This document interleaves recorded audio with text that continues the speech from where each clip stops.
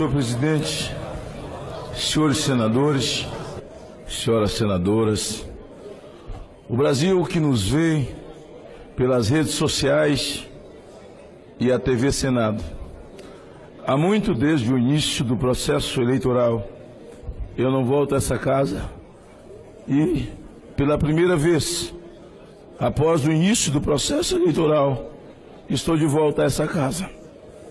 E quero fazer alguns registros, senador Cássio. Alguns registros, senador Randolph, senador Tasso. Há 6 anos e meio atrás, senador Ricardo Ferraz, quando nós fomos surpreendidos com esse fato que não é um fake, e reafirmo a ministra Rosa Weber, que é uma verdade, o chamado kit gay, fizemos um grande movimento em frente, senador Paim, ao Ministério da Educação, e o ministro era o ex-candidato a governo, Fernando Haddad.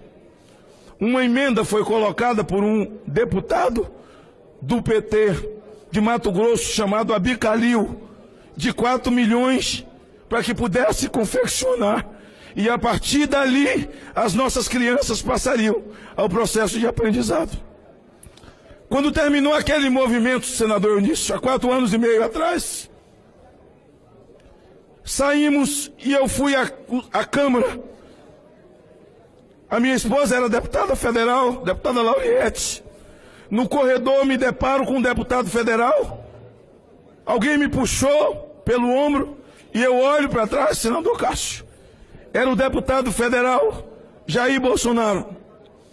Me puxou pelo ombro, olhou no meu olho e disse: olha, um de nós dois tem que ser candidato a presidente, ou eles vão destruir as nossas famílias pela via da escola. Eu disse uma coisa a ele: Bolsonaro, você é baixo clero aqui e é tido como doido. Eu sou um senador que já tem uma certa visibilidade, mas essa mídia esquerdista, parte dela, me trata como um senador folclórico. O nosso único caminho é orar, falei com ele. A partir daquele dia, eu passei a orar com Jair Bolsonaro 2 vezes por semana no meu gabinete, senador Flecha. Em 2014, ele verbaliza isso para fora e diz, pela primeira vez na tribuna, lendo a Bíblia, eu li João 8,32. Conhecereis a verdade e ela vos libertará. Começamos a andar o Brasil, não falamos em ferrovia, não falamos em rodovia, duplicação, não falamos em contrato, não falamos em infraestrutura, só falamos em proteger as nossas crianças na escola, proteger a pátria, enfrentar a violência, fazer polícia ser polícia e bandido, bandido. Levar a pátria é voltar a cantar o hino nacional e ter amor pela sua bandeira, porque a essa altura a bandeira brasileira era urinada em praça pública, queimada em praça pública. O país estava literalmente amarrado por um viés ideológico que jamais qualquer partido, por mais novo, por mais velho, com seu programa de governo, jamais iria desamarrar os viés ideológicos que amarraram essa nação. Seja para roubar, seja para saquear, para destruir, atacar valores de família e valores da fé. Nos últimos tempos, vimos em dezembro do ano passado, senador Cássio, o Quirimuseu, o MAN de São Paulo, as crianças sendo levadas para tocar em homem nu e um artista que entra com a imagem da Virgem Maria em cima do pênis. Ralou a imagem da Virgem Maria, jogou em cima do pênis e lá no Quirimuseu as crianças entraram para ver a Virgem Maria com um pênis na mão, o Cristo crucificado com um pênis e um vibrador, a hóstia sagrada dos católicos cheia de palavrão, 2 homens estuprando uma ovelha, 2 brancos estuprando um negro e uma criança sendo estuprada por 2 adultos.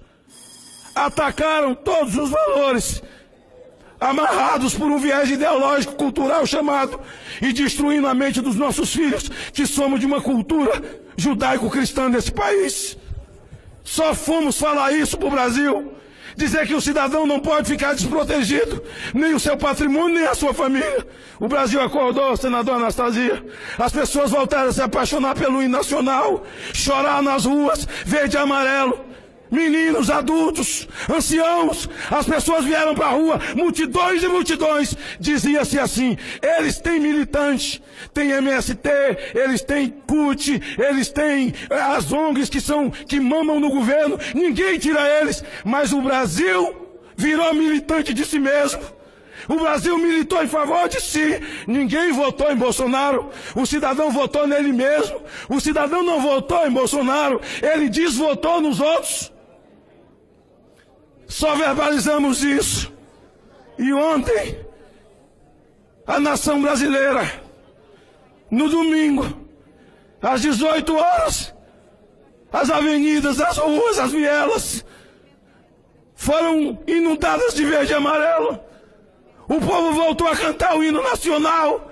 É a libertação da nação de um viés ideológico, desamarrada do viés ideológico. Eu quero abraçar os senadores que não vão retornar a essa casa como eu. Quem escreve a história é Deus, não somos nós. Um dia seremos ex alguma coisa, senador Ricardo. Um dia seremos ex alguma coisa. Passou. Deus escreve, a história não é nossa, é dele. Urna é só um detalhe. Você me pergunta, eu não. Eu podia dizer, olha, apareceu uma facada no caminho, senador Randolph. Tentaram matar Jair Bolsonaro. Por causa de quê? Porque Jair Bolsonaro era o único instrumento para acabar com o viés ideológico. O que é que esse cara falou de tão ruim, de tão errado para matar Bolsonaro? Esfaqueado em Juiz de Fora. Lá na UTI. Sem voz, sem força. Uma lágrima descendo dos olhos. Eu do lado dele, orando como sempre. Ele falou, meu irmão, estou aqui, não me mexo, meus braços não mexem, eu não falo. Agora é contigo. Eu voltei no meu estado 2 vezes. Está ali meu companheiro, senador Ricardo Ferraz. Voltei 2 vezes no meu estado, mas isso não é desculpa. Se não tivesse acontecido facada, teria acontecido do mesmo jeito, porque quem dirige a história é Deus, e Deus não tem derrota para os seus, para aqueles a quem Ele ama, aqueles que o servem e o honra com dignidade. Ontem, ao vivo para o mundo, ao fim a vitória, abraçamos lá dentro. Eu disse, Bolsonaro, agora é hora de orar. É assim que começamos, é assim que vai ser. Ele falou, eu vou orar na live. Vamos orar na live, eu vou fazer uma live primeiro. Fez a live, encerrou a live, olhou para mim. Era para orar na live. Vamos orar lá fora. Sinceramente, eu não sabia que aquilo estava ao vivo. Eu achei que era gravado, mas era um pulo para o mundo todo. E ele me dá a palavra, e eu começo a repetir essas palavras. O Brasil está livre de um viés ideológico que ninguém poderia livrá-lo senão a mão de Deus. Os mais céticos têm que entender que foi a mão de Deus. Os mais incrédulos têm que entender que foi a mão de Deus. Ou então ache uma explicação e fale para mim. Quando nós começamos a orar ao vivo, depois eu soube, senador Eduardo, que alguns comentaristas da Rede Globo diziam, isso é um mau sinal para o mundo. Mau sinal, o país é laico, mas não é laicista. Se ele fosse alguém de Candomblé, podia cantar um ponto ali que estava no direito dele. A Constituição diz que nós podemos confessar nossa fé em qualquer lugar. Ele podia ter rezado um texto ali, não teria problema nenhum. Agora, por que essa coisa contra? Querer tutelar a nossa fé. Não, o mundo recebeu um sinal de uma nação cristã, de um presidente da República que não se cansa de dizer que o Brasil precisa de um homem de mãos limpas, que tenha Deus no coração e seja patriota. Eu quero dizer a esses comentaristas que quando Jesus foi chamado de viado num show em Salvador, Eles podiam ter feito muita reclamação, dizendo que desrespeitaram as pessoas que foram no show. Alguns gostam e outros não, mas não falaram nada.